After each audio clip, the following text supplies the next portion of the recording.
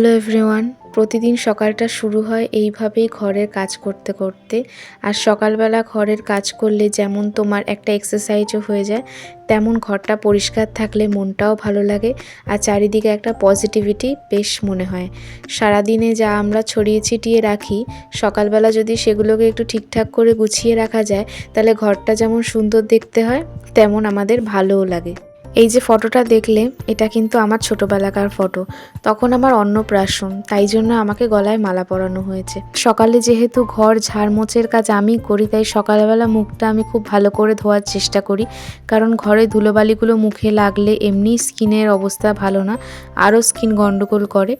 তো মুখটা ভালো করে আমি ধুয়ে নিয়ে তারপর আমি বসে গেলাম এক গ্লাস জল খেতে, কারণ সকাল সকাল কিন্তু এক গ্লাস জল খাওয়া, বা তুমি যদি তার থেকেও বেশি খেতে পারো আরোই ভালো।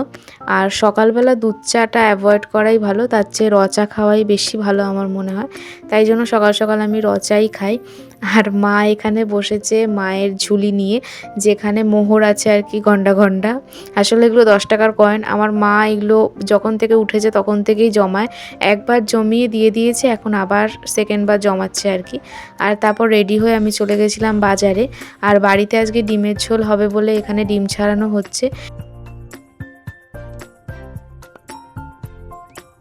আর ভাত খেতে খেতে কিন্তু সিমচান দেখাটা মাস্ট, না হলে আমার তো মনে হয় হজমই হয় না।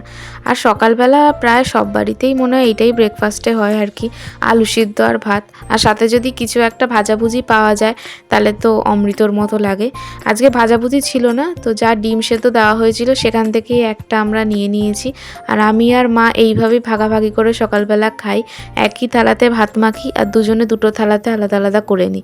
আর আমার মনে হয় সব বাড়ির গল্পগুলোই একটু হলেও একই রকম।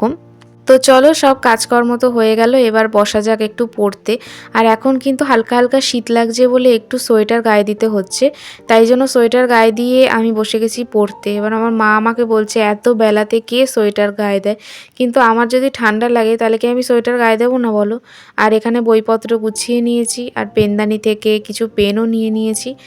তো চলো আজকে পড়তে বসা যাক। পড়তে বসেছিলামই বটে, কিন্তু খুব যে একটা পড়া হয়েছে তা না, সেটার কারণে আমি একটু পরে বলবো।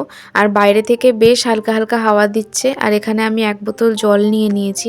জল নিয়ে বসাটা কিন্তু খুবই ইম্পর্টেন্ট, কারণ আমাদের সবসময় জল খেতে থাকা উচিত। এবং জল খেতে খেতে পড়লে না, আমি দেখেছি ঘুম পায় না, নইলে বড্ড ঘুম পায়। যখনই ঘুম পায় একটু যদি জল খেয়ে নেওয়া যায়, তাহলে ঘুমটা জানি কেটে যায়।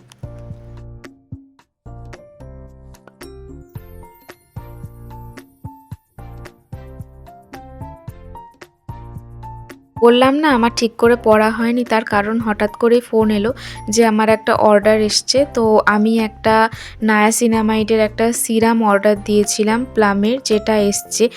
এত ছোট কৌটোটা এসছে, আমার তো দেখে এত হাসি পেয়েছে যে কতটুকু কৌটো। আর এটার দাম প্রায় 230 টাকা মতো।